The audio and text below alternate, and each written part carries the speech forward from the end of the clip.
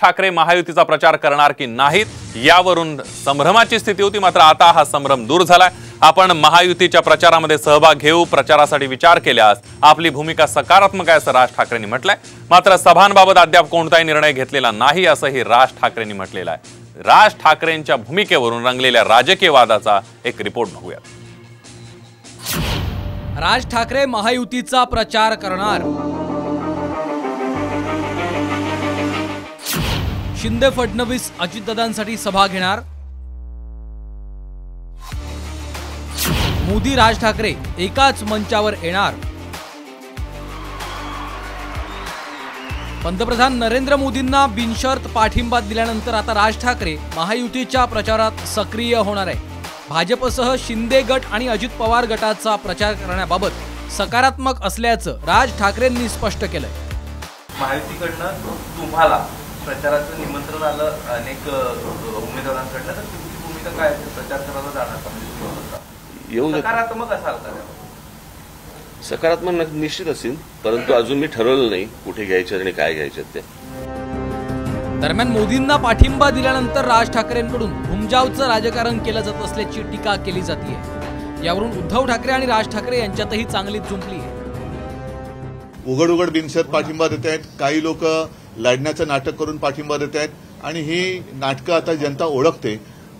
म्हणून मला असं वाटतं की यावेळेला हुकुमशाही विरुद्ध लोकशाही अशी सरळ लढाई येणाऱ्या लोकसभेत होणार आहे। की मला मुख्यमंत्री पद पाहिजे म्हणून मी टीका करतोय, माझे 40 आमदार फोडले म्हणून मी टीका करतोय, असल्या कुठच्या गोष्टींमधनं ती टीका नव्हती, ती मुद्द्यांना टीका होती, त्या भूमिकांवरती जी केलेली टीका होती। दुसरीकडे भाजपनं राज ठाकरेंना अशी कोणती फाईल दाखवली असा सवाल संजय राऊतांनी केला होता। त्यावर राज ठाकरेंनी राऊतांना प्रत्युत्तर दिलंय। तो अब जनता को क्या बताओगे, कारण क्या है उसके पीछे, कौन सी फाइल खोली है? नहीं, वॉशिंग मशीन की बात बाद में आ जाएगी धीरे धीरे, लेकिन अशी कौन सी फाइल आपको दिखाई गई? मी आत्ताच माझ्या पदाधिकाऱ्यांना सांगितलं, काय असतं कावेळ झालेले असते ना त्यांना जग पिवळं दिसतं, त्याच्यामुळे त्यांचे ते आत्ताच आतून बाहेर आलेले आहेत, त्याच्यामुळे त्यांचा तसा विचार असू शकतो। राज ठाकरेंच्या सतत बदलणाऱ्या भूमिकांमुळेच मनसे नेते कीर्तिकुमार शिंदे यांनी मनसेला अलविदा केला। मात्र आपण मोदींना पाठिंबा का दिला हे राज ठाकरेंनी पटवून देण्याचा प्रयत्न केला। एका बाजूला एक धडगुजरं कडबोळं आणि एका बाजूला एक खंबीर नेतृत्व, अशा वेळेला पुन्हा त्यांना एकदा संधी देणं हे आवश्यक आहे असं मला वाटलं। जर नरेंद्र मोदी नसते, जरी सुप्रीम कोर्टाने आदेश दिलेला असला तरी, जर ते नसते तर राम मंदिर उभंच राहू शकलं नसतं। 2024च्या लोकसभा निवडणुकीसाठी राज ठाकरे महायुतीचा प्रचार करणार हे आता निश्चित झालं। 20 मेला मुंबईत लोकसभेसाठी मतदान होणार आहे।